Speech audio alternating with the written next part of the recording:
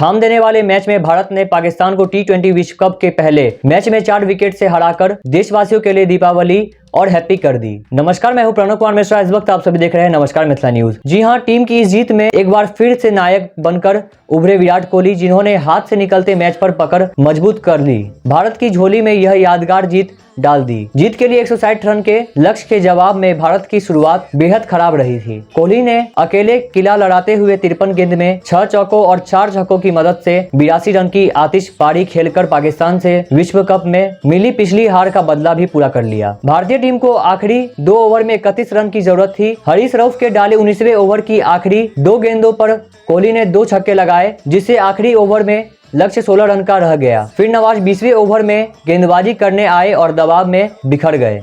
नमस्कार, अब तक इतना ही। मिलते हैं अगले कड़ी में नई खबर नए समाचार के साथ। जाने से पहले अगर आपने हमारे चैनल सब्सक्राइब नहीं किया तो हमारे चैनल सब्सक्राइब करें। अगर आपने हमारे ट्विटर, इंस्टाग्राम, फेसबुक पेज को फॉलो नहीं किया तो हमारे पेज को फॉलो करें। नीचे हमने इसका लिंक डिस्क्रिप्शन दे दिया है। हमें दीजिए जाने की इजाजत। तब तक देखते रहिए नमस्कार मिथिला न्यूज। नमस्कार मिथिला।